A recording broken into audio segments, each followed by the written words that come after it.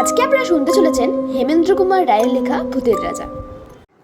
সরকারি কাজে বিদেশে থাকি, ছুটি নিয়ে দেশে ফিরেছি। সাঁওতাল বড়গঞ্জ জায়গা আমার কর্মস্থল ছিল। সেখান থেকে রেল স্টেশন যেতে হলে প্রায় 30 মাইলের উপর পথ পার হতে হবে। পাহাড়ি পথ, 1 মাইলের ইচ্ছা 2-3 মাইলের ধাক্কা, তার উপরে রাতের বেলার পথে বাঘ ভাল্লুকের সঙ্গে আলাপ হওয়ার সম্ভাবনা কিছু কম নেই। সকালবেলায় বেরোলেই মাঝপথে সন্ধে হবেই। মাঝপথের কাছাকাছি স্থানীয় রাজার একটি শিকড় কুটি ছিল। রাজা বা তার বন্ধুরা শিকড়ে বেরোলেই এই কুটি হতো তাদের প্রধান আস্তানা।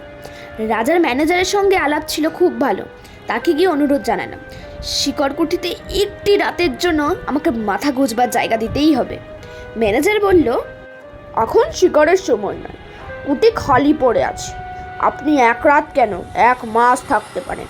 এখানকার পুলিশ সুপারিনটেন্ডেন্ট উইলিয়াম সাহেবও আজ রাতটা সেখানেই বিশ্রাম করবেন।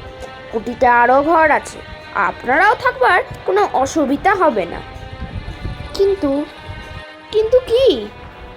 কিন্তু আপনি সেখানে রাত কাটাতে পারবেন তো? কেন পারবো না? লোকের মুখে শুনি কুটিতে নাকি অপদেবতার ভয় আছে। অপদেবতা? হ্যাঁ, অপদেবতা ছাড়া আর কি বলতে পারি বলুন। কুটির পাশে শালবনের ভিতরে সাঁওতালিদের এক ভুতুড়ে দেবতা আছে। সেই দেবতা নাকি ভূতেদের রাজা। তারা ভয়ে সাঁওতালিরা পর্যন্ত সন্ধ্যের পর ওপাড়া মারায় না। তারা বলে তাদের দেবতা নাকি রাত্রের বেলায় কুটির ভেতরে ঘুমাতে আসে। আমি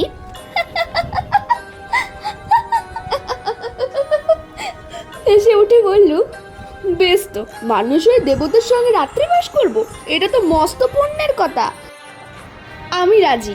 ম্যানেজার বললেন, আমি অবশ্যই সব ছেলে মানসিকতা অতটা বিশ্বাস করি না, তবু বলা তো যায় না।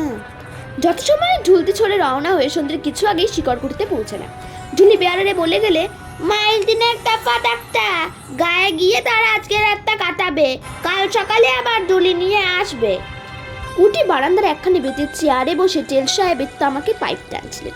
সাহেবের সঙ্গে আমারও বেশ পরিচয় ছিল। আমাকে দেখে সাহেব বলেন, এ যে গুপ্ত যে, তুমি কোথায় যাচ্ছ? ছুটি নিয়ে দেশে ফিরেছি। তুমি? আমি ইংল্যান্ডে যাব ভাবছি। তুমি কি আজ এখানে থাকবে নাকি? হ্যাঁ সাহেব, এখানে আজকে থাকছি। বেশ বেশ, দুজনে একসঙ্গে রাত কাটানো যাবে। এ ভালোই হলো। দুজন কেন সাহেব, 3 জন তো। 3 জন আবার কে? তুমি আমার আদলের কথা বলছো নাকি?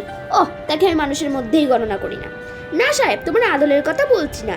তবে কি কুটির দাঁড়ানোর কথা ভাবছো? না না, সে রাত্রে এখানে থাকে না। না না, আমি দারোয়ানের কথাও বলছি না। তুমি কি শোনোনি, সাহেব সাঁওতালিদের এক দেবতা রাত্রে আমাদের সঙ্গে হতে পারেন? ছেলে হেসে উঠে বললে, শুনেছি বটে, তা সে রূপকথার এক বর্ণ আমি বিশ্বাস করি না। তুমি করো নাকি? করলে একলা এখানে রাত কাটাতে আসি। ছেলের পাইবে 3-4টে টান মেরে বললে, দেখ গুপ্ত, সাঁওতালিদের এই দেবতাটাকে আমি দেখেছি। এমন বিভৎস দেবতা পৃথিবীতে আর 2টি নেই। তাকে দেখে আমার ভারী পছন্দ হয়েছে। পছন্দ হয়েছে মানে? হ্যাঁ, তাই ঠিক করেছি কাল যাবার সময় তাকে আমি সঙ্গে করে নিয়ে যাব। ইংল্যান্ডে আমার বাড়ির বৈঠকখানায় তাকে সাজিয়ে রেখে দেবো। আমার বন্ধুরা তাকে দেখলে খুব তারিফ করবে। আমি হেসে বললুম, বোঝাই যাচ্ছে তাহলে কাল থেকে দেবতার কুটির ভেতরে না, তোমার বাড়ির বৈঠকখানায় থাকবে। তবে এই বেলা তাকে একবার দর্শন করে আসি। তার আড্ডা কোথায়?